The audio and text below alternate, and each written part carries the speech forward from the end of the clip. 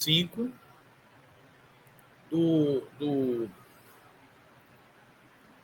livro dos Espíritos, do EAD, né? O livro 5 é o roteiro 25.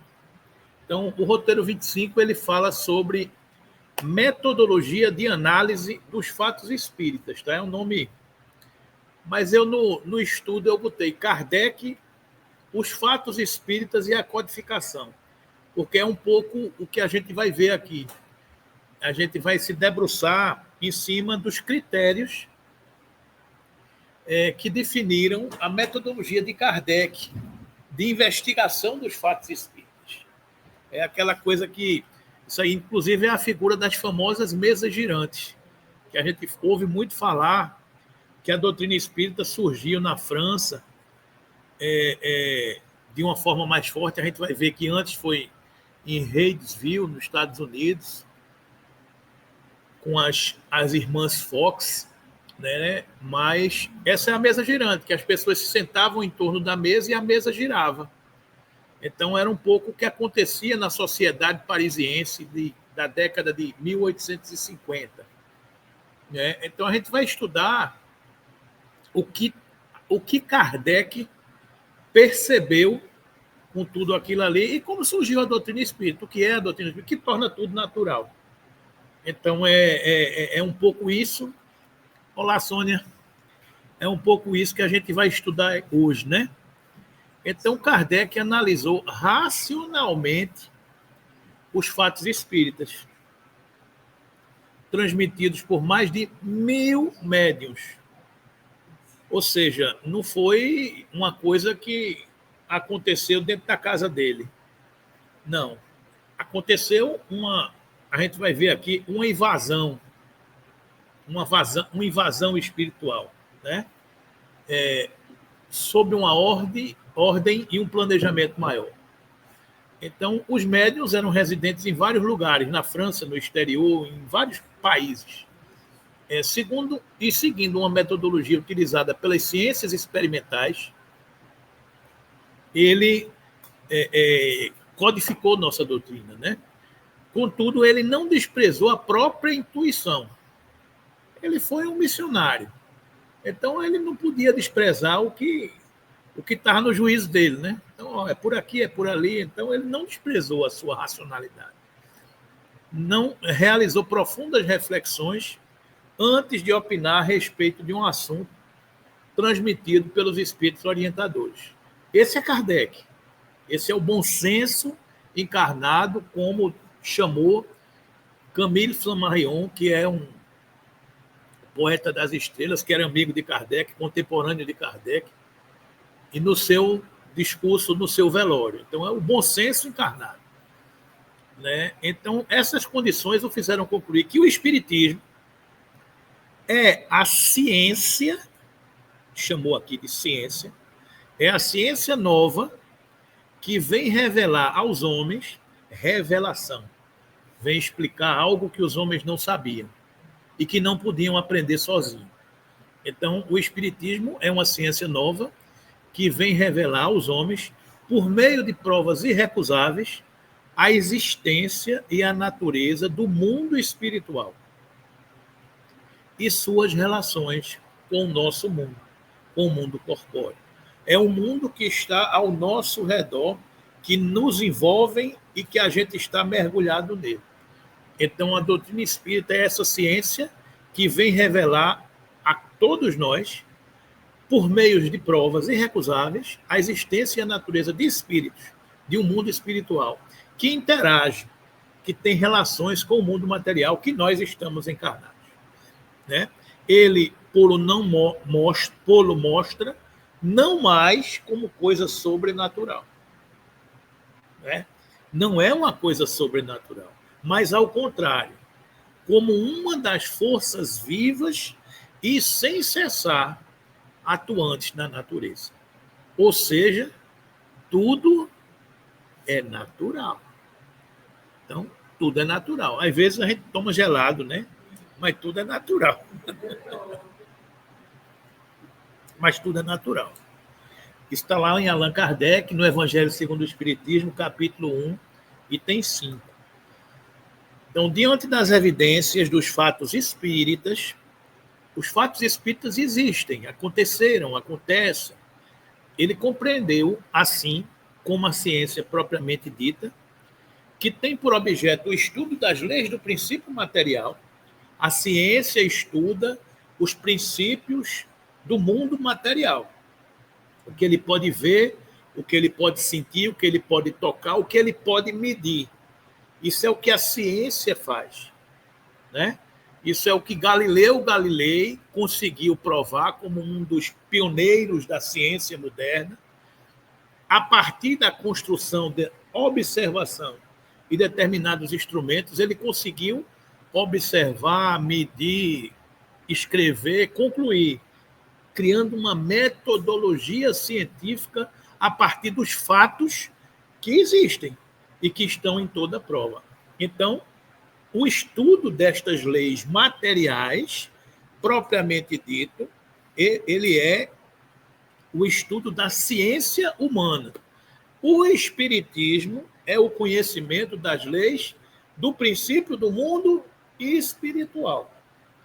A ciência estuda os princípios do mundo material e a doutrina espírita nos revela os princípios do mundo espiritual.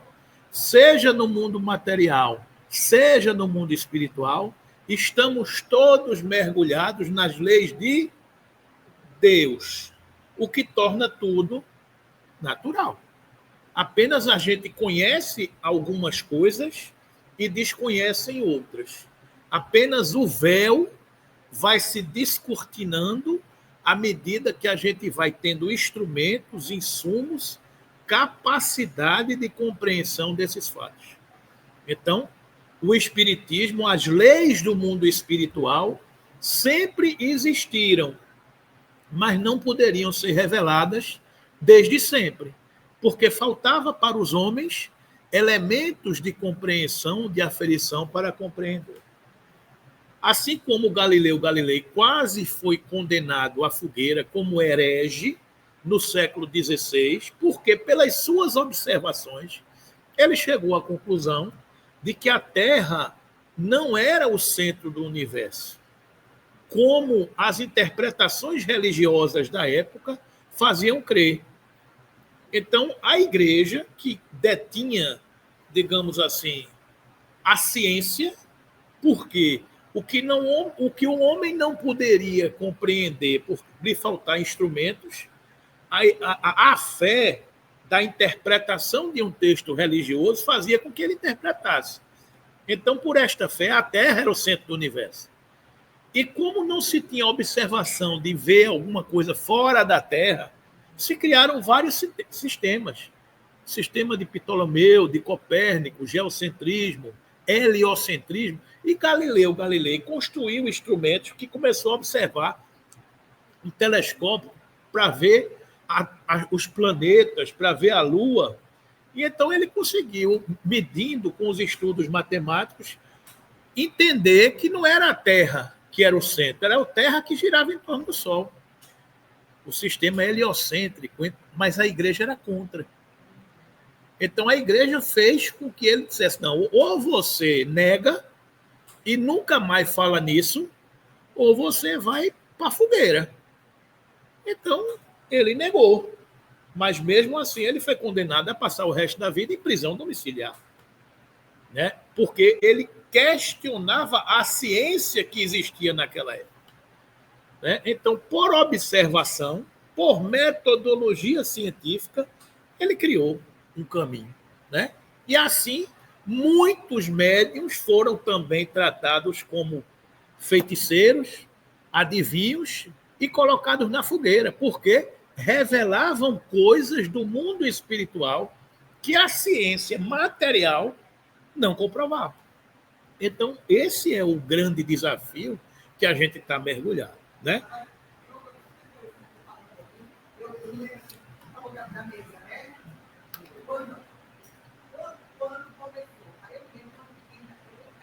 Do copo.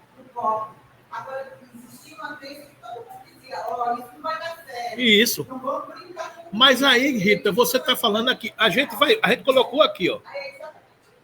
A gente vai entrar mais nessa questão aqui. A gente vai entrar... Mas sabe o que é, Rita? A gente vai, como Cida estava dizendo, a informação, o conhecimento, ele não chega no primeiro momento. Ele vai se sedimentando no nosso psiquismo. A ficha vai caindo.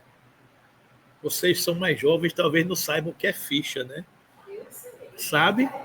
Então não tem ninguém novinho aqui, não. Ficha depois evolui para cartão. Olha, velho. A ficha do orelhão vai caindo. Né? Então a ficha vai caindo. Ela revelou a idade dela agora. Foi. Então, a ficha do orelhão vai caindo e o conhecimento vai se sedimentando. Né? Então, por exemplo, por que muitos religiosos não gostam da simplicidade da doutrina espírita? A gente começa a entender que a doutrina espírita revela um mistério que se passaram muitos séculos matando gente, condenando gente, prendendo gente, porque discutia isso. Então, se você está preso a estas verdades, se a gente ficou neste momento, a gente não aceita a revelação das coisas de Deus com tanta simplicidade. Porque nós, num determinado momento das nossas existências, já deixamos de falar de muita coisa porque são mistérios de Deus. E até hoje a gente vê muita gente no mundo religioso tratando as coisas. Não, isso eu não posso falar, porque isso é um mistério de Deus. E muitos dos mistérios de Deus só são explicados pela fé. E se você tem uma fé raciocinada que explica um princípio, deixa de ter fé. Porque é uma lei natural. Então há uma reação. Quem são vocês? Quem vocês pensam que são para revelar uma lei de Deus? A gente não tem indumentária, a gente não tem ordenação, a gente não tem os anéis, a gente não tem nada disso. A gente tem a informação revelada pelas almas dos homens que já viveram no mundo. Daí a reação. Daí a reação. Agora, isso tudo vai se tornando natural e vai penetrando no seio de todos os movimentos filosóficos, científicos e religiosos, por uma razão muito simples. Está na natureza. E o que está na natureza é inquestionável. Quando a gente tiver instrumentos de aferição e de medição, não se discutirá a existência do espírito. Não mais se discutirá. É um processo de maturidade e de evolução da humanidade. Né? Então, a doutrina espírita surgiu no século XIX com a publicação de O Livro dos Espíritos, em 18 de abril de 1857, na França. Foi materializada no mundo pelo esforço do eminente educador francês Hippolyte Léon Denisard Rivaio, o professor Rivaio, que, ao transmitir os princípios espíritas em 5 obras básicas, Livro dos Espíritos, que está ali, né? Livro dos Médios, o Evangelho segundo o Espiritismo, o Céu e o Inferno e a Gênese. Ao transmitir isso, ele adotou um pseudônimo de Allan Kardec. Por que ele adotou esse pseudônimo? Porque o professor Rivaio, ele gozava de destacado prestígio na sociedade francesa. Ele era um professor prestigiado, renomado.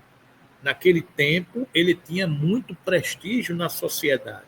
Ele não só era reconhecido como educador emérito, discípulo de Pestalozzi, um grande educador suíço, né?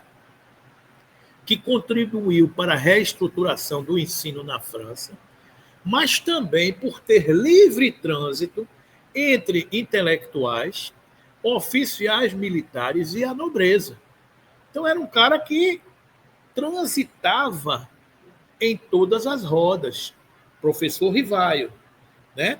Inclusive junto ao próprio imperador Luís Napoleão, que simpatizava em diferentes oportunidades e tinha interesse pelos fatos espíritas. Então, era um cara que era conhecido na sociedade. Então, para não confundir a obra com o autor, ele foi revelado que o nome dele, numa reencarnação que ele teve nas Galhas, quando ele era um sacerdote druida, foi dito a ele que ele se chamava Allan Kardec. Então, ele, como uma pessoa ética e de bom senso, disse: eu vou assinar com pseudônimo, para que as pessoas não valorizem a obra porque ela é do professor Rivaio. A obra tem que ser valorizada pela obra, não porque quem a fez. Né? Porque muitas vezes, se o cara é renomado, é respeitado, se foi fulano que fez, é boa. Né? Como ele tinha essa ética e essa responsabilidade, ele disse: não, eu ajudei a codificar, mas a obra é dos espíritos que nos revelaram. Então eu vou assinar como codificador, mas como Allan Kardec. Se as pessoas gostarem, gostarão de uma obra nova, de um autor novo, em tese. Né? Então esse é Kardec. Esse é o nosso codificador. Né? Os conteúdos doutrinários espíritas não foram produtos de uma concepção pessoal de Rivaio, do professor Rivaio, a despeito de inúmeras contribuições que ele forneceu na correta interpretação dos fatos espíritas. Mas eles foram transmitidos por espíritos superiores em conhecimento e moralidade, utilizando a desenvolvida sensibilidade psíquica de pessoas denominadas médiuns. Então, mais de 1000 médiuns receberam uma revelação autorizada pelo mundo espiritual e alguém pegou tudo isso e arrumou. Quem foi esse alguém? Quem tinha a capacidade de síntese, a bagagem, o bom senso, a intelectualidade, a metodologia científica, o conhecimento das leis para estruturar. Quem era esse? Hipólito Leão Denizar Rivaio, que reencarnou com essa missão. Simples assim. Não é simples? Agora é, né? É relevante informar o significado da doutrina espírita transmitido pelos espíritos superiores nas seguintes palavras do codificador. O nosso codificador é Allan Kardec, Hipólito Leão Denizar Rivaio. O espiritismo é a ciência nova que vem revelar aos homens. A gente já leu isso aqui, né? Ela nos mostra não mais como coisa sobrenatural, mas ao contrário, como uma das forças vivas e sem cessar atuantes na natureza, como a fonte de uma multidão de fenômenos até hoje incompreendidos e, por isso mesmo, relegados para o domínio do fantástico e do maravilhoso. Quando a gente não sabe o que é fantástico, né? É uma coisa que a gente não domina, a gente não sabe a lei. Não é assim? É maravilhoso, é sobrenatural, é paranormal. Eu não sei o que é. Então, é paranormal, é sobrenatural. E essas relações que o Cristo faz alusão em muitas circunstâncias, e é por isso que muitas coisas que ele disse permanecem ininteligíveis, os mistérios de Deus, que a gente comentava aqui, ou foram falsamente interpretados. O Espiritismo é a chave, com o auxílio da qual tudo se explica com facilidade. Não confundamos aqui o Espiritismo como doutrina, como religião, sendo a chave única para tudo isso. O que é a chave, meus queridos amigos, é as leis naturais que os princípios espíritas revelam. Para a gente não achar, e a gente vai falar sobre isso, que a humanidade será espírita. A humanidade não será espírita. A humanidade entenderá os princípios revelados no mundo espiritual, revelados já hoje pela doutrina espírita. Então, existe uma pequena diferença. Não é que todo mundo vai se tornar espírita, mas todo mundo vai compreender as leis naturais que o Espiritismo hoje já revela. Estão entendendo a situação? Então é isso. Então não adianta chegar para um católico e dizer, você vai se tornar espírita. Não adianta chegar para um muçulmano e dizer, você vai se tornar espírita. Não, isso não acontecerá. O que vai acontecer é que a doutrina católica, com a evolução do pensamento científico da humanidade, introduzirá em seus princípios a informação dos princípios das leis naturais, como já está acontecendo. Como já está acontecendo. Já está acontecendo. Nas bancas científicas das escolas, você que estuda psicologia, você vai ver que tem cadeiras tratando do assunto. Então, tudo isso vai se tornando... Eu fui criança, e vocês também, que têm a mesma faixa etária que eu tenho, tratando a coisa do espírito assim, meio longe, meio sobrenatural. Eu tenho medo, não vamos falar nessas coisas, eu vou sair da sala, é proibido, eu tenho medo da casa mal assombrada, eu não vou passar aqui na frente, por favor, não fale nisso. A gente tratava as coisas espíritas assim. Hoje em dia, as crianças falam de espiritismo, isso é espírito, ele é médium. Né? Ou seja, tratam das coisas, Maurinho e companhia, trata normal. Por quê? Porque já vem preparado, porque a informação já vai se massificando. Tudo é natural. Não é isso? O espiritismo é, ao mesmo tempo, uma ciência de observação, e uma doutrina filosófica. Como ciência prática, ele consiste nas relações que se estabelecem entre nós e os espíritos. Como filosofia, ele compreende as consequências morais que demandam dessas relações. As consequências que existem por eu me relacionar com o mundo espiritual, que está presente em toda parte. Podemos defini-lo assim. O espiritismo é uma ciência que trata da natureza, origem e destino dos espíritos, bem como de suas relações com o mundo corporal. Esse é o ponto. É essa ciência que integra esses princípios do mundo natural com o mundo espiritual e as consequências que demandam dessas relações que influenciam a nossa vida. Eu não sou mais alguém que nasceu no berço. Eu não sou mais alguém que morro no túmulo. Eu não morri e eu não morro. E eu já vivenciei outras experiências antes de estar aqui. Isso tem consequências. Quando eu olho para o meu parente, que eu não tenho tanta simpatia, eu já entendo que em algum momento alguém se feriu, que em algum momento alguém se magoou. Eu já compreendo que a visão se amplia. Eu já compreendo que se eu fizer o mal a alguém hoje, esse mal vai voltar. Porque eu posso escapar da lei dos homens, mas eu não escaparei das leis, dos mecanismos das leis de Deus. Um dia eu vou resgatar isso, porque ninguém passará sem que seja pago o último ceitil, como Jesus informava, né? E ensinava.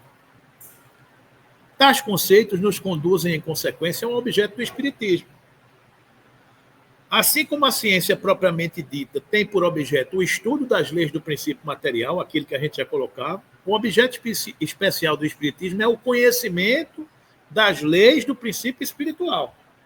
Ora, como este último princípio, os princípios espirituais, é uma das forças da natureza a reagir incessantemente sobre o princípio material e reciprocamente, o princípio espiritual reage no princípio material. O princípio material interage no princípio espiritual. O meu pensamento provoca uma reação química e orgânica no meu organismo e meu coração bate mais forte. Eu tenho uma palpitação. Não é o coração que acelerou porque quis. O coração acelerou porque ele foi provocado por uma reação química ou de um desequilíbrio orgânico, por uma reação química qualquer, ou de um pensamento que, como eu estou integrado, ele provocou uma reação em mim. Então, eu sou um ser psico, biosocial, sensorial. Em mim influencia o meu espírito, influencia o meu corpo, influencia o mundo material que eu estou vivendo e influencia o mundo espiritual que está ao meu redor. Então, eu sou a resultante de tudo isso. Eu sou responsável por mim mesmo, pelo ser que eu fui, pelo ser que eu vivenciei, pelo ser que eu sou. Eu sou responsável pelas minhas atitudes corporais do corpo que eu tenho hoje. Se eu comi demais, eu vou ter uma reação orgânica tal. Se eu comi de menos, eu vou ter uma reação orgânica X. Se eu bebi, se eu fumei, se eu me droguei, eu vou ter uma reação orgânica, porque esta interface é do mundo material, que vai gerar consequências no corpo espiritual. Se o mundo material que eu estou vivendo me pressiona, eu estou no trânsito, alguém me xinga, as situações do mundo material me pressionam, não é, minha amiga? E provocam uma reação em todos nós. É uma reação do mundo material que me rodeia. E, além de tudo isso, existe uma influenciação de que os espíritos influenciam na nossa vida muito mais do que a gente imagina. De ordinário, eles vos guiam e dirigem. Questão 459 do Livro dos Espíritos. Então, nós somos isso. Corpo, espírito, mundo, espiritualidade. Então, nós somos esse conjunto. E tudo isso está integrado. E quem comanda? Você. Você é o presidente dessa organização. Então, a serenidade, a tranquilidade, o controle desta empresa com essas várias diretorias é seu. Você não pode perder o controle para nenhum desses departamentos. E é isso que o Espiritismo nos apresenta, esse ser integrado, né? Ora, como este último princípio é uma das forças da natureza a reagir incessantemente sobre o princípio material e reciprocamente, segue-se que o conhecimento de um não pode estar completo sem o conhecimento do outro. Está entendendo, minha irmã? A gente só pode compreender as coisas se... porque tudo tem um princípio e tem uma consequência, né? Allan Kardec analisou racionalmente os fatos espíritas transmitidos por mais de 1000 médios, aplicou na análise dos fatos espíritas a metodologia utilizada nas ciências experimentais. Ele era um cientista. Então, ele não ia mais naquelas reuniões das mesas girantes para perguntar quando fulano ia casar, se ele ia tirar na loteria, o que é que ia acontecer, porque essas reuniões tinham esse caráter da brincadeira do copo. Você fazia aquilo ali para brincar. Você não levava aquilo a sério, né? Mas quando o cientista Allan Kardec olhou para aquilo ali e disse: epa, vamos analisar isso aqui. Então, ele observava, comparava, deduzia as consequências, dos efeitos procurava remontar as causas pela dedução, pelo encadeamento lógico dos fatos, não admitindo como válida uma explicação, senão quando ela podia resolver todas as dificuldades de questão. Esse é o olhar crítico, metodológico do codificador. Aquilo não é brincadeira. Aquilo é revelação de uma lei que o mundo precisava conhecer. Ou seja, aquilo ali parou de ser brincadeira. Na visão e no olhar de Allan Kardec, ele olha e faz isso, não é brincadeira. Como Isaac Newton olhou para uma maçã que caiu da árvore e disse: por que a maçã caiu da árvore? Por que a maçã caiu e veio para o chão? Por que ela não caiu e subiu? Por quê? Ela não caiu e foi para cima, e foi para o lado, e foi para um lado, e foi para o outro. Ela tem uma gravidade, que é uma força que pega o peso daquela maçã, a massa daquela maçã, e aprofunda para o centro da Terra. Há uma lei de atração influenciada por uma força chamada gravidade. O físico observa o fenômeno da natureza, observa, compara, deduz consequências, dos efeitos remonta às causas e, pelo encadeamento lógico dos fatos, não admitindo como válida a explicação, senão quando ela podia resolver todas as dificuldades. Esse é o olhar científico do cientista. Quando alguém esquenta uma água no fogo, a temperatura da água sobe, a tampa da panela começa a trepidar. Por que a tampa da panela trepida? Porque existe uma pressão na água que impulsiona os gases que estão ali entre a água e a tampa da panela, que faz a tampa da panela subir. Esta força da pressão da água, quando entra em evaporação, é o princípio do motor da locomotiva, que é o princípio do motor dos automóveis. O cientista vai lá, observa, mede, entende e cria o invento. Isso é ciência. Allan Kardec tinha esse olhar sobre essas coisas, da questão dos espíritos.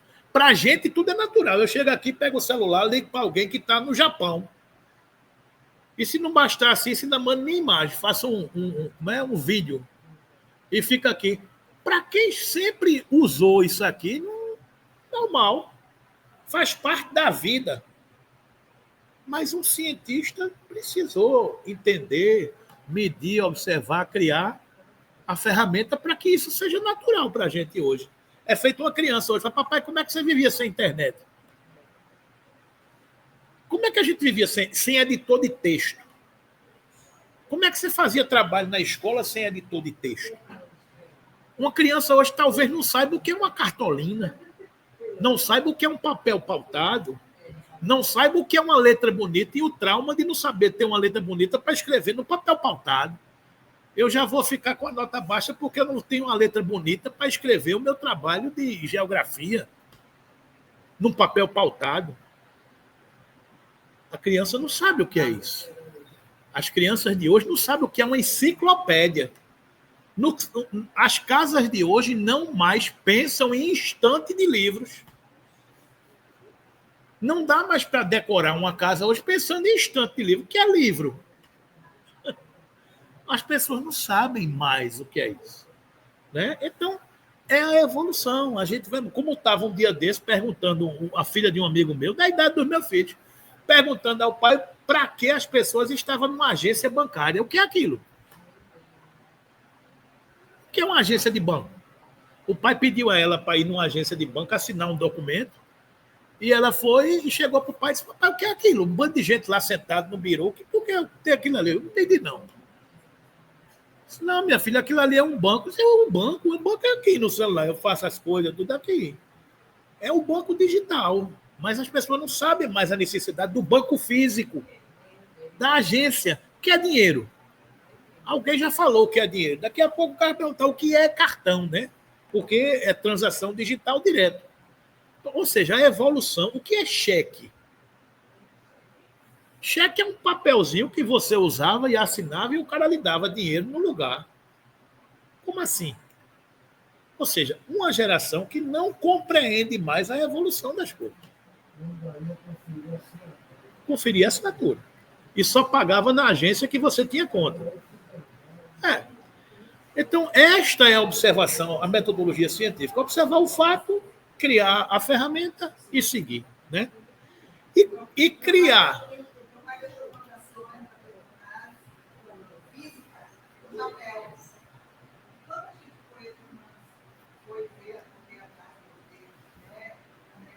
Te ligo já, estou no estudo. A pessoa que recebeu, a mulher que recebeu a primeira, né? Que recebeu, ela ficou Eu estou no estudo, te ligo já. Ela olhava para o papel e já contava.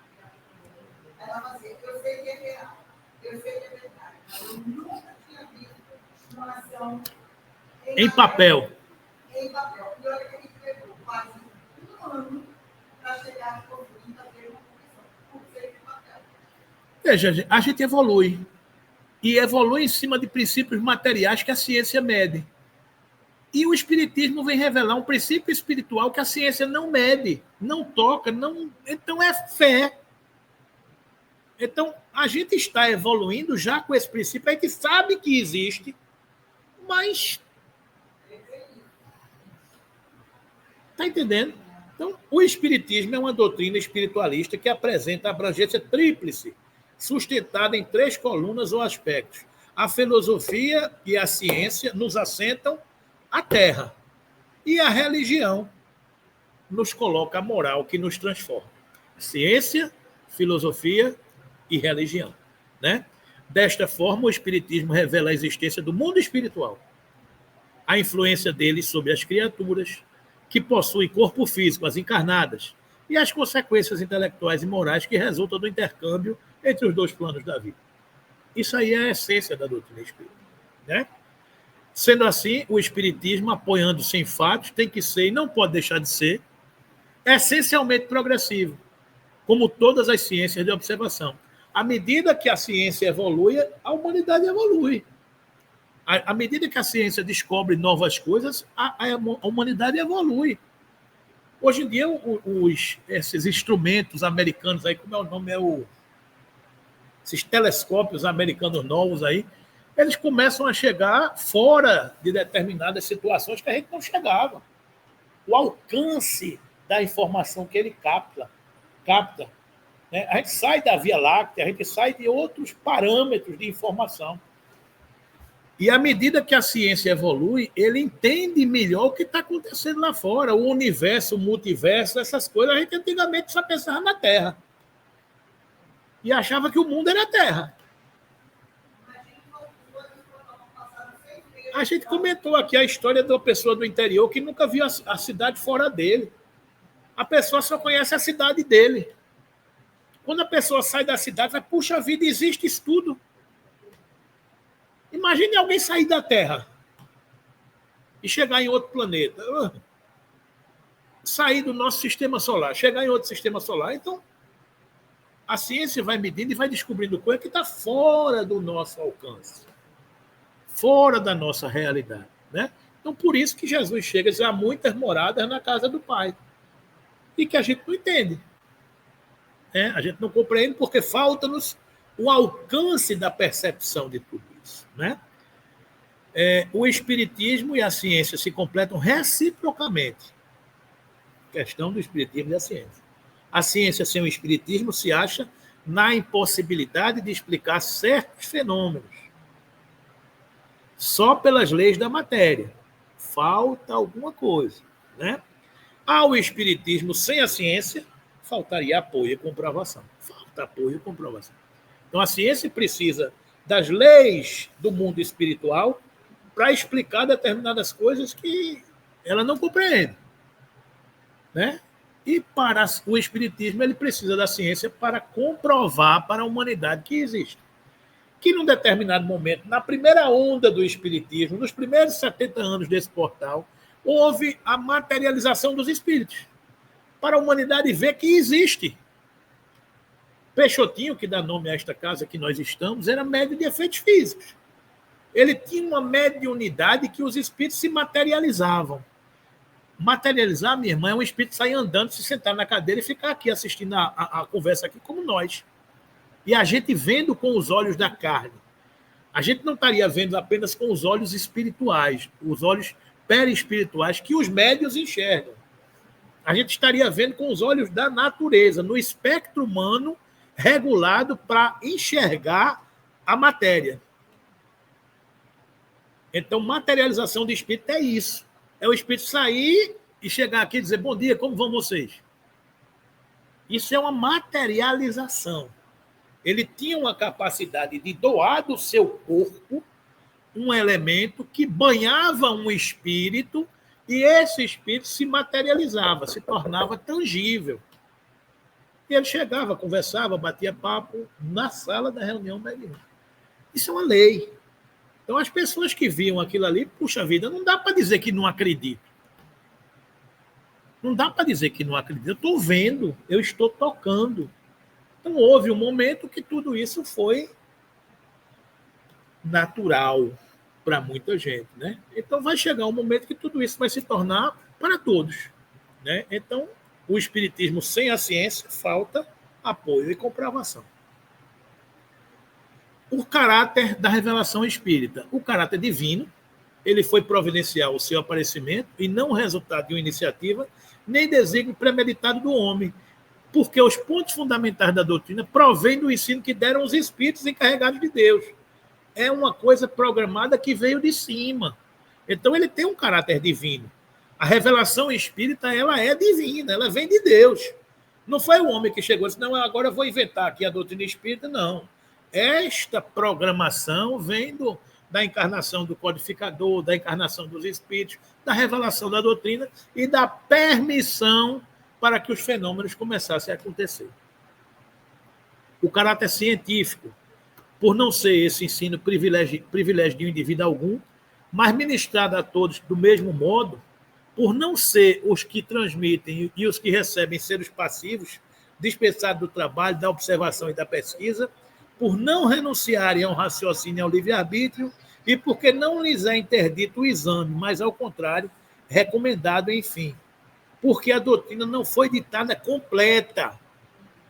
A gente não recebeu de mão beijada. Ela não foi ditada completa. Nem imposta a crença cega. Ela é deduzida pelo trabalho do homem, da observação dos fatos que os espíritos lhe põem sobre os olhos e das instruções que lhe dão.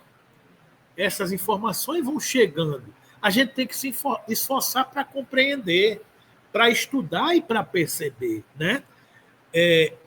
Instruções que ele estuda, comenta, compara, a fim de tirar as próprias ilações e aplicações. Não é chegar para a Rita e dizer, não, Rita, é desse jeito. Não, Rita ouve, Rita estuda, Rita amadurece, Rita observa. E é o que a gente estava comentando. Fenômenos espiritualistas existem desde que o mundo é mundo. Todo mundo já vivenciou na sua família, tem história de fenômenos espiritualistas, que ele não sabe como explicar. Mas o fenômeno espírita, dentro da casa espírita, orientado pela doutrina espírita, muito pouca gente tem acesso a essa informação. Então, é aquilo que a gente estava comentando, uma reunião mediúnica, a gente estava fazendo uma conta, é 0,004% da população do mundo tem acesso a uma reunião mediúnica. É muito pouca gente. Claro que a gente não está falando aqui de reuniões de cultos afros, reuniões dentro de templos religiosos, que também são reuniões mediúnicas, que não são reveladas, mas acontecem. Acontecem, né? Mas dentro de casa espírita é 0,004% da população do mundo que frequenta uma reunião mediúnica, que conversa com os espíritos. E se vocês forem conversar e dizer às pessoas que você conhece o que você vê numa reunião mediúnica, as pessoas não vão acreditar. As pessoas não vão acreditar. Se chegar para Cida, o que foi? Não, o espírito disse isso, falou aquilo, sentiu isso, o médium fez isso. Está ficando doido, vamos mudar de assunto aqui. Então, é assim. Aos poucos essa informação vai chegando, né? Numa palavra, o que caracteriza a revelação espírita é o ser divina, a sua origem, e da iniciativa dos espíritos, sendo a sua elaboração fruto do trabalho do homem. O esforço de Kardec para dedicar-se à codificação da doutrina espírita, né? Oi? Vou falar uma coisa. Muito esforço. As descobertas que a ciência, o caráter progressista, as descobertas que a ciência realiza, longe de o rebaixarem, glorificam a Deus. Unicamente destrói o que os homens edificaram sobre as falsas ideias que formaram de Deus. Caminhando de par com o progresso, o espiritismo jamais será ultrapassado, porque se novas descobertas lhe demonstrasse estar em erro acerca de um ponto qualquer, ele se modificaria nesse ponto. Se uma verdade nova se revelar, ele a aceitará. Ou seja, aos poucos, se a ciência descobrir algo, ele vai junto com a ciência. Até hoje não tem nada que a ciência tenha dito que contrarie os princípios que foram revelados pelos espíritos, né? E caráter universalista, isso é muito importante, né? A primeira revelação teve a sua personificação em Moisés. A segunda no Cristo. A terceira revelação, que é o Espiritismo, não tem em um indivíduo algum. A gente não tem um profeta, quando muita gente diz, vocês não têm um profeta, vocês não são religião. O judaísmo tem Moisés, o islamismo tem Maomé, o budismo tem Buda, o cristianismo tem Cristo. E vocês têm quem? A gente não tem um profeta único. A gente tem a revelação que são as vozes dos espíritos que viveram na Terra.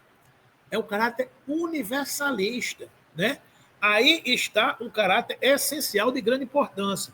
Ela é coletiva, no sentido de não ser feita ou dada como privilégio a pessoa alguma. Ninguém, por consequência, pode ocultar-se como seu profeta exclusivo. Foi espalhada simultaneamente por sobre a terra a milhões de pessoas, de todas as idades e condições, desde a mais baixa até a mais alta da escala, conforme esta predição registrada pelo autor dos Atos dos Apóstolos. Nos últimos tempos, disse o Senhor, derramarei o meu espírito sobre toda a carne. Os vossos filhos e vossas filhas profetizarão, os mancebos terão visões e os velhos sonhos. Ou seja, o mundo espiritual se conectará e está conectado e todo mundo vai sentir e vai perceber todos os fatos. Né? Acontecimentos que marcaram o surgimento da doutrina espírita. Aí é a história das irmãs Fox, umas cabanas, né? Os fatos ou fenômenos espíritas acompanham a humanidade desde que encarnou o primeiro homem no planeta. Sempre houve fatos, fenômenos espíritas desde que o mundo é mundo. O intercâmbio entre os chamados mortos, desencarnados, e os vivos encarnados faz parte da natureza humana, do seu psiquismo. Mas, nos tempos passados, esse intercâmbio era cercado de misticismo, adquirindo característica sobrenatural. Ou seja, quando havia uma história dessa natureza, assim, opa, ali tem coisa. As feiticeiras e as bruxas eram afastadas da sociedade. Pode ver algum filme da Idade Média que alguém mora isolado. Aquela ali é uma feiticeira. Era uma médium. Né? Com o advento do espiritismo, tais aspectos perderam força, uma vez que passaram a ser explicados racionalmente. Os fenômenos espíritas são explicados racionalmente, se tornam naturais. Não tem que ter susto e assombração. Tem que controlar o fenômeno e ponto. Não tem que Ave Maria, não, ele sempre existiu.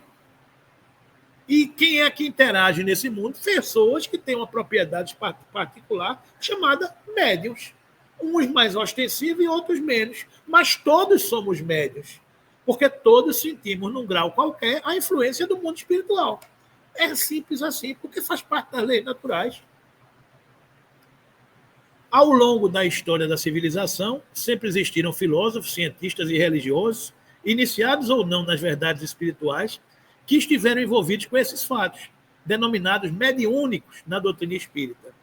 Em determinados momentos da história, as manifestações mediúnicas foram vistas como privilégio, produzindo respeito e distinção aos médios. Em outras épocas, porém, serviram de palco para perseguições, torturas e morte. No século XIX, os fatos espíritas ocorreram de forma notável em diferentes nações do planeta, especialmente nos Estados Unidos da América e na França, adquirindo uma feição de uma invasão organizada pelos espíritos sob um comando e um planejamento maior. Nos Estados Unidos, em março de 1848, teve início uma série de ocorrências mediúnicas de forma de ruídos, barulhos, pancadas, etc., manifestados na casa da família Fox, que vivia numa pequena cidade de Nova York chamada Reidsville. O autor dos acontecimentos foi o espírito Charles Horner, que mais tarde relatou ter sido assassinado e sepultado na residência em época passada. Era o espírito de um índio que foi sepultado, emparedado nas cabanas daquela família, da casa daquela família. Então, as irmãs Fox, Catherine e Margaret Fox, meninas de 11 e 14 anos, começaram a perceber pancadas. E quem fazia essas pancadas era o espírito de Charles Horner. Era a tipologia. E a cabana ficou famosa, todo mundo ia lá ver. Elas criaram um código. Você é homem, bata uma vez. Se for mulher, bata duas. Começaram a criar um código para conversar com as pancadas das paredes que instalavam. Todo mundo escutava. Eram fenômenos de uma invasão espírita programada, para que todo mundo visse existe um mundo espiritual que interage com o mundo material. Aí ele disse, eu fui um índio que estou enterrado aqui entre as paredes. Aí abriram a parede, acharam o corpo, acharam a caveira. Então o espírito revelou-se. Esses foram os fenômenos de Reidsville, em 1848. né? Ao mesmo tempo, em 1850, o impacto das manifestações dos espíritos é transferido para o continente europeu, em especial a França, onde recebeu o nome de mesa girante, ou brincadeira do copo, que a gente estava mencionando aqui, né? Na nossa época, não era o copo naquela época, né?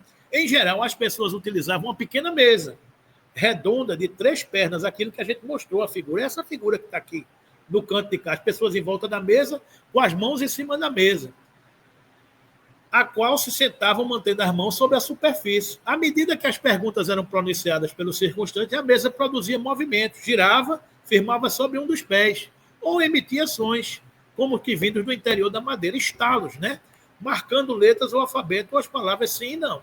Você recortava as palavras sim e não e as letras. E a mesa girava e parava em cada letra, e ia formando palavras e sílabas. Era assim que você brincava, né? A conversa com os espíritos era, em geral, frívola, brincadeira, transformando-se em modismo presente nas reuniões sociais que se estendiam pela noite, nas festas, saraus e recitais. Entretanto, constatou-se que entre aquelas respostas frívolas surgiam ocasionalmente outras sérias, de nível intelectual e moral elevados, conforme a natureza da pergunta que era dirigida ao comunicante espiritual, né? Em 1854, ou seja, 4 anos depois, o professor Rivaio, o nosso Allan Kardec, ouviu falar pela primeira vez dos fatos espíritas. Em 1855, presenciou o fenômeno das mesas girantes, na casa das senhoras Roger e Plene Maison. Foi, porém, nas reuniões da residência da família Baudin que teve contato mais direto e profundo com os espíritos, percebendo a seriedade que os acontecimentos se revestiam. Quem quiser assistir com mais detalhe, tem o filme Kardec. Na Netflix está lá. Quem quiser assistir vai ver a codificação, né? Um dos primeiros resultados que colhi nas minhas observações foi que os espíritos, nada mais sendo do que a alma dos homens, ao bom senso encarnado, ao Kardec, os espíritos, nada mais sendo do que a alma dos homens, não possuíam nem a plena sabedoria de que dispunham, se limitava ao grau de adiantamento a que haviam alcançado, e que a opinião deles só tinha o valor de uma opinião pessoal. Não é porque um espírito está dizendo que é a verdade absoluta, é a opinião dele.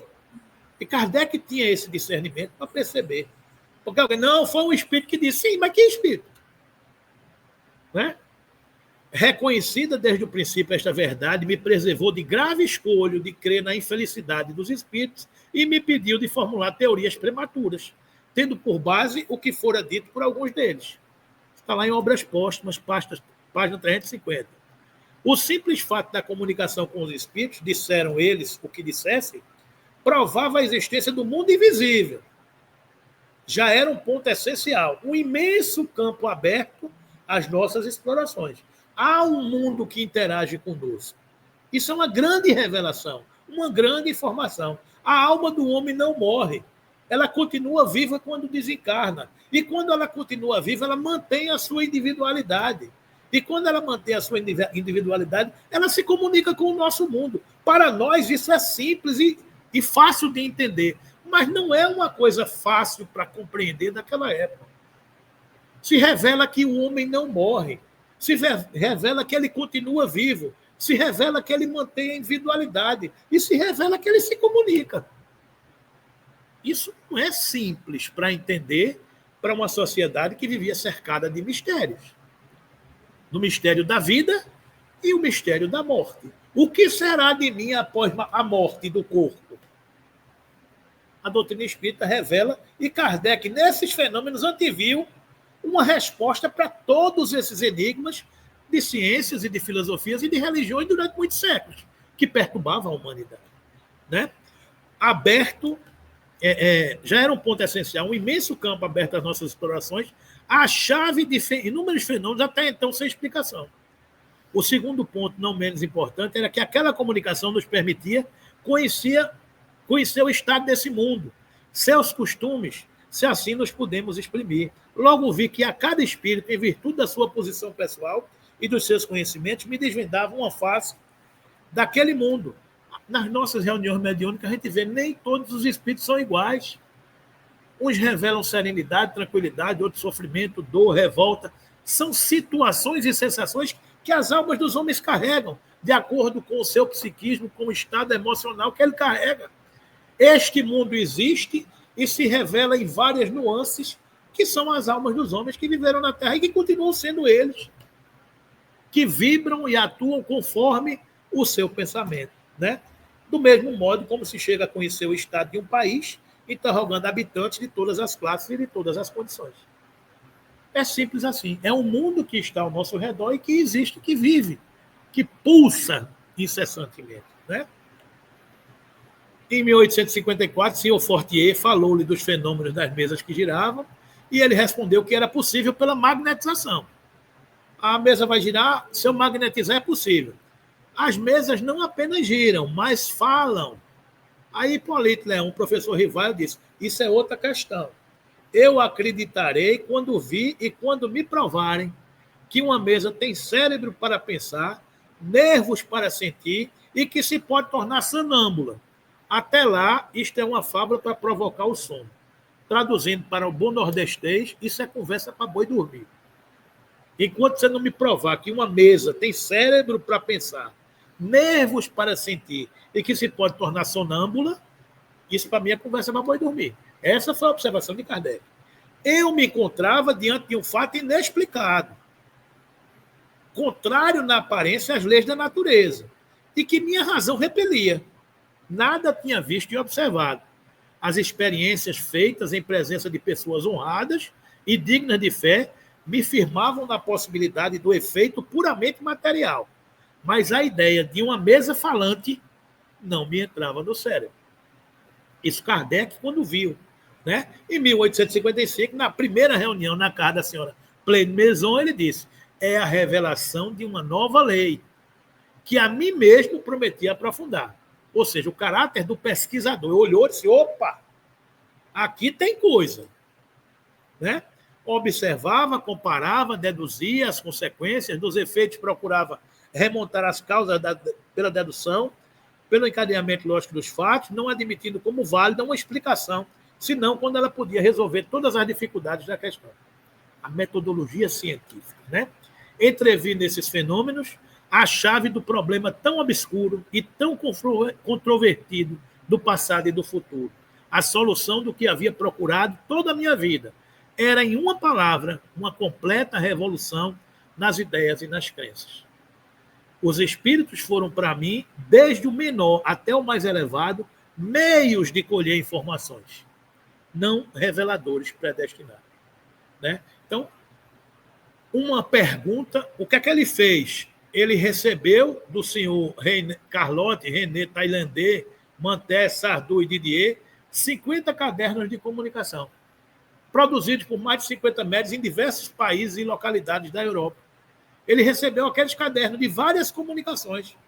Ele colocou esses cadernos em ordem, sintetizou, avaliou o conteúdo dos... Vejam, Livro dos Espíritos, 18 de abril de 1857, não é isso? Olhe quando é que ele está tomando conhecimento das informações espíritas.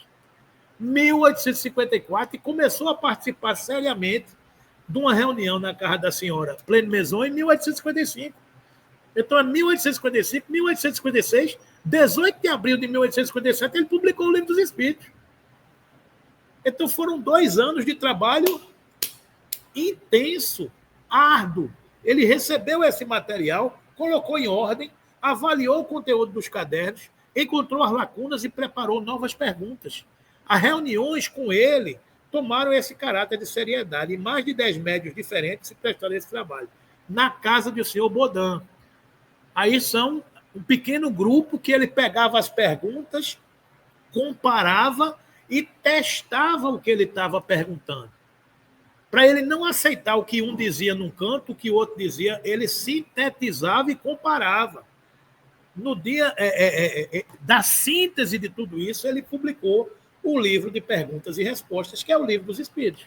A primeira versão com 519 perguntas e 519 respostas. A segunda edição, a edição definitiva, que é a que temos hoje, com 1.019 perguntas.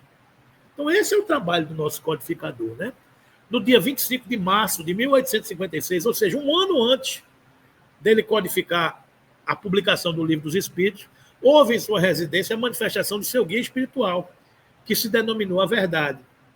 De 4 de abril de 1856 a junho de 1856, houve a revelação da missão do codificador e a aceitação por parte do senhor Rivaio. Ou seja, um ano antes, disseram, você veio para cá para isso. A sua missão é formular essa doutrina. Da fusão e comparação das respostas, coordenadas e classificadas, surgiu em 18 de abril de 1857 a primeira edição do Livro dos Espíritos. Para diferenciar a natureza da obra que agora se iniciava e não relacionava com as outras do professor Rivaio, lhe foi sugerido o nome de Allan Kardec, pelo espírito Zéfiro, que é quem ajudava ele na tarefa da codificação e o conhecia de outras encarnações. E uma delas viveram juntos nas Galhas, 900 anos antes de Cristo, e senhor Rivaio se chamava, era um sacerdote druida de uma seita religiosa dos celtas, e ele se chamava Allan Kardec. Então, ele usou esse pseudônimo para assinar as obras da codificação. Assim foi a vida e a obra do senhor Allan Kardec, né? A formação científica de Allan Kardec lhe permitiu encarar os fatos espíritas com lucidez, sem negá-los ou aceitá-los de imediato, só opinando a respeito após criteriosa análise racional, e aplicou a combinação de 4 critérios na tentativa de julgá-los com acerto, mantendo cuidadosa postura antes de emitir. Os critérios foram humanismo, pensava sempre os valores éticos e as consequências morais das novas ideias, racionalismo, utilizou com sabedoria os seguintes instrumentos de método experimental que lhe forneciam a visão de todo e das partes, observação, análise crítica e criteriosa dos fenômenos e conclusões lógicas. Intuição, agiu com bom senso, equilíbrio intelectual e sem fanatismo, sempre que não encontrava resposta racional para um fato. E universalismo, impôs controle universal dos ensinos dos espíritos pela aplicação da metodologia científica, conjugou, então, razão e sentimento, bom senso e lógica, só aceitando como verdade aquilo que fora submetido à análise racional, pela consulta a outros espíritos. Ele perguntava a você e a você, comparava e via se todo mundo bebia da mesma fonte e se a resposta tinha sentido. Ele não aceitava qualquer resposta, né? Cujas respostas vinham de diferentes espíritos na França e de outros países, né? Podemos afirmar que a análise dos fatos seguiu a sequência de 7 passos assim especificados. Observação apurada dos fatos, registro de observações, comparação de dados, consultando espíritos e médios quantas vezes fosse necessário, análise racional e criteriosa dos resultados, sistematização dos dados, conclusões finais, publicação parcial na Revista Espírita e final no livro da codificação. Então, isso que a gente tem nas mãos, que nos consola, que nos conforta, que é um material riquíssimo para os nossos estudos, foi fruto do trabalho desse missionário que mergulhou 2 anos, ininterrupto, sem dormir, sem comer, sem trabalhar, para nos legar toda essa obra da terceira revelação. Esse é o nosso codificador. Está dito lá em Obras Póstumas, né? Que o corpo não aguentava, ele era incansável. Tem uma revelação lá que ele queria publicar a 2ª edição da Gênese, que ele desencarnou em 1859. Não, 1869. A Gênese, eu acho que é de 1868, alguma coisa desse tipo. É pertinho dele desencarnar. E ele queria publicar a 2ª versão. Aí os espíritos chegaram para ele, senhor Kardec, vai cuidar da sua saúde. Porque o material que tem aí já está publicado na doutrina. É material para a humanidade se debruçar durante muitos séculos. Se preocupe com a atualização agora, não. Está lá em Obras Póstumas, essa questão, né? Hein? Faleceu com 65 anos. Ele é de 1804, 3 de outubro de 1804, e desencarnou de um AVC em 31 de março de 1869. Ou seja, com 65 anos, né? Bom, a utilização desse roteiro teve, por sua vez, fundamentação nos seguintes princípios, publicados pelo codificador na introdução do Evangelho segundo o Espiritismo. O Espiritismo não tem nacionalidade, ele é universal. A universalidade dos ensinos dos Espíritos faz a força do Espiritismo. Tudo o que esteja fora do âmbito do ensino exclusivamente moral, as revelações que cada um possa receber, terão caráter individual. O primeiro controle é incontestavelmente o da razão, ao qual é preciso submeter, sem exceção, tudo que venha dos espíritos.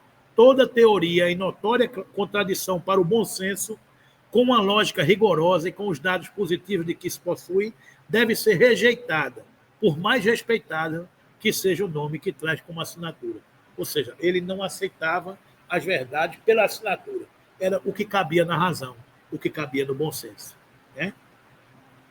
Em muitos casos, esse controle ficará incompleto em razão da insuficiência de conhecimento de certas pessoas e da tendência de muitos a tomar a própria opinião como juízes únicos da verdade.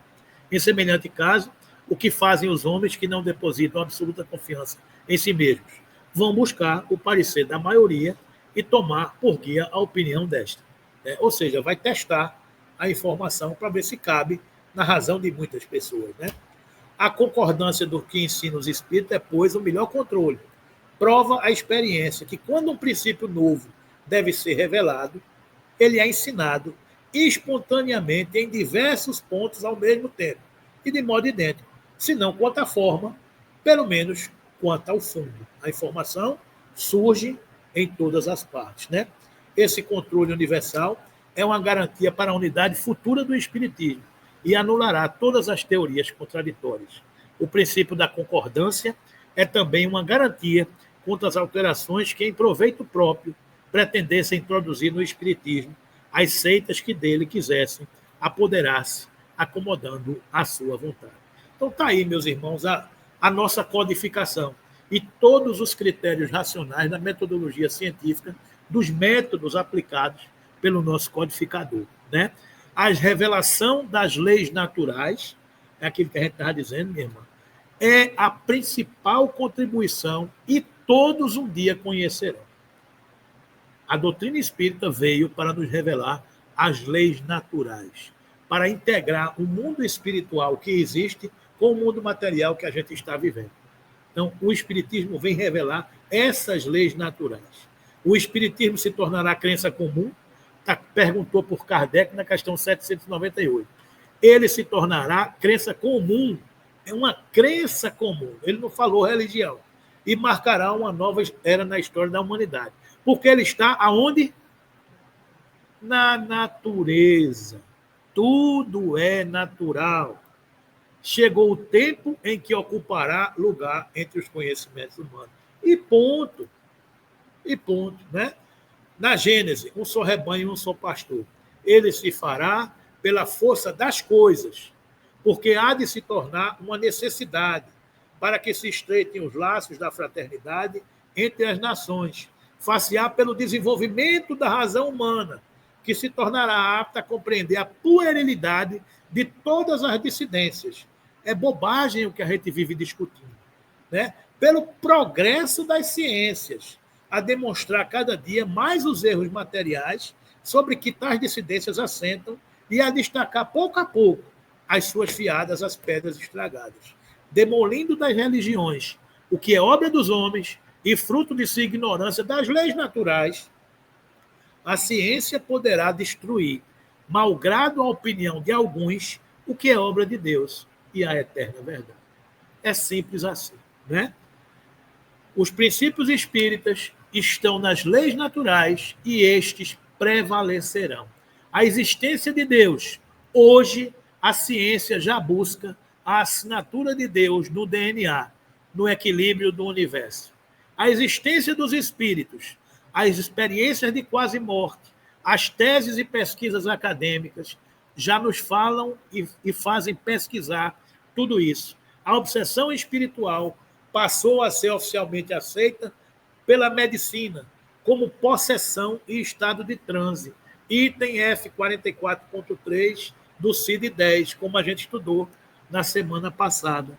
A pluralidade das existências, pesquisas sobre reencarnação já acham atenção para uma realidade inquestionável. O pesquisador Ian Stevenson, mais de 2.300 casos comprovados de reencarnação catalogados. Banerjee, o psiquiatra indiano, mais de 1.100 casos catalogados de reencarnação. O brasileiro Hernani Guimarães Andrade, mais de 200 casos catalogados de reencarnação aqui no Brasil. Ou seja, pesquisadores que chegam a essas evidências nos falando da pluralidade das existências, o princípio da reencarnação. As crianças prodígio que nascem com talentos que não tiveram tempo de aprender nessa encarnação. Nos afirmam esse princípio, né? A pluralidade dos mundos habitados. As sondas e satélites da NASA já começam a dar notícia de um universo muito mais amplo e com possibilidades de vida, como na Terra, cada vez mais patentes, né? E a comunicabilidade dos espíritos.